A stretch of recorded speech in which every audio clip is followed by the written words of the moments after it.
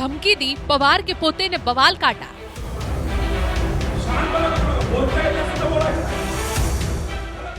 महाराष्ट्र विधानसभा के बाद थाना बना अखाड़ा। फिर जो हुआ, हर कोई दंग रह गया।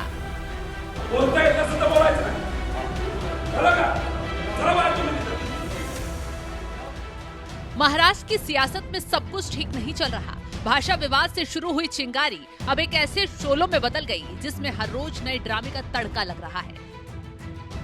पहले विधानसभा परिसर में उद्धव पवार गुट और बीजेपी विधायकों के बीच धुआंधार उठापटक हुई, जिसने पूरे देश को हिलाकर रख दिया। लेकिन लगता है ये तो बस शुरुआत थी, क्योंकि अब एक और नया वीडियो सामने आ गया जिसने हर किसी को सोचने को मजबूर कर दिया कि आखिर महाराष्ट्र में ये चल क्या रहा है। मराठी हिंदी पर नेता भिड़ रहे हैं, विधानसभा परिसर में बवाल कट रहा है और अब पुलिस वालों को भी नहीं छोड़ा जा रहा।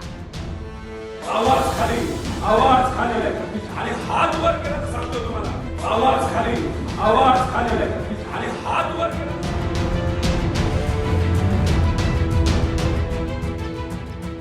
वीडियो में शरद पवार के पोते एनसीपी के युवा तुर्क रोहित पवार हैं। एक पुलिसकर्मी को खुलेआम फटकारते हुए नजर आ रहे हैं। ये महज फटकार नहीं है, ये कानून के रखवाले के सामने कानून की धज्जियां उड़ाने जैसा है। सोचिए, पुलिस के जवान जो दिन रात हमारी सुरक्षा के लिए मुस्तैद रहते हैं, उन्हीं को कोई राजनेता सीधे सीधे धमकी दे रहा है।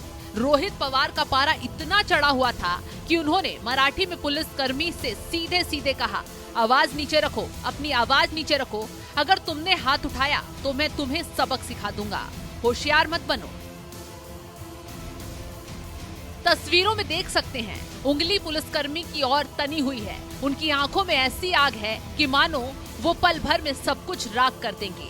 वहां मौजूद बाकी पुलिस अधिकारी हैरान भी हैं, परेशान भी, और लगातार उन्हें शांत कराने की कोशिश भी कर रहे थे। लेकिन रोहित पवार किसी की कहां सुनने को तैयार थे। ये तस्वीर किसी अखाड़े से कम नहीं है, जहां सत्ता का नशा कानून के सम्मान को पैरों तले रौंद रहा था। बस इस घटना ने एक बार फिर ये सवाल खड़ा कर दिया, क्या हमारे देश में कुछ नेताओं के लिए कानून सिर्फ एक खिलौना बन गया है? क्या वो अपनी मनमानी के लिए पुलिस को ही धमकी दे सकते हैं? ये सिर्फ एक वीडियो नहीं, बल्कि लोकतांत्रिक व्यवस्था पर एक करारा प्रहार है। खैर, ये सब कुछ ऐसे समय पर हो रहा है जब महाराष्ट्र पहले से ही सियासी उबाल पर है। अब क्यों ऐसी नौबत आ गई? रोहित पवार छूटते ही पुलिस कर्मियों से भिड़ क्यों गए? चले विस्तार से पूरा मामला भी बता देते हैं।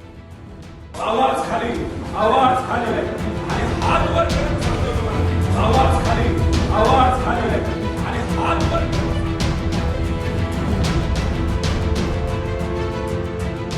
दरअसल ये पूरा मामला तब शुरू हुआ जब रोहित पवार अपनी पार्टी के दिग्गज नेता जितेंद्र आह्वान के साथ मुंबई के आजाद मैदान पुलिस स्टेशन पहुंचे थे। मकसद था हिरासत में लिए गए एक समर्थक से मिलना।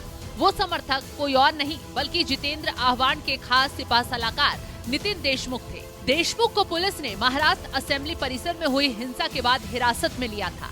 याद दिला दें, बीजेपी विधायक गोपीचंद पडलकर और जितेंद्र आह्वान के समर्थकों के बीच जमकर लात घूंसे चले थे। तस्वीरें देखकर हर कोई दंग रह गया था और इस विवाद को और गहरा करने का काम किया रोहित पवार के उस तेवर ने, जिसमें उन्होंने पुलिस को सीधे सीधे चेतावनी दे डाली। ये सिर्फ एक झड़प नहीं थी, ये महाराष्ट्र की सियासी शतरंज की बिसात पर चली गई एक खतरनाक चाल थी। शरद पवार गुट के सोशल मीडिया प्रभारी योगेश सावंत ने इस वीडियो को एक्स पर तुरंत शेयर करते हुए चेतावनी भी जारी कर दी। वो भी कम विस्फोटक नहीं, उन्होंने खुलेआम लिखा, अगर आप हमारे कार्यकर्ताओं को बिना वजह परेशान करेंगे तो रोहित दादा और जितेंद्र आह्वान जी लड़ने के लिए तैयार हैं। आप हमें दबाने के लिए पुलिस का इस्तेमाल करेंगे तो आपको इसी तरह जवाब मिलेगा। ये सिर्फ ट्वीट नहीं है, ये तो सीधे सीधे सत्ता और पुलिस को दी गई खुली चुनौती है। ये बयान इस बात का साफ संकेत है कि महाराष्ट्र की सियासत में आने वाले दिनों में और भी बड़े धमाके होने वाले हैं।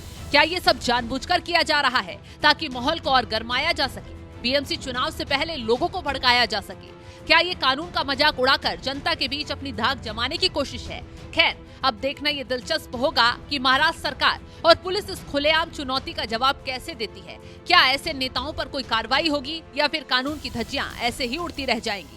इस खबर को लेकर आप क्या राय रखते हैं? कमेंट बॉक्स में अपनी राय जरूर बताएं। आवाज खाली आणि हात वर केला तर सांगतो तुम्हाला, शहाणपणा करू नका. बोलता येत नसेल तर बोलायचं नाही. कळलं का? चला बाहेर तुम्ही तिथे.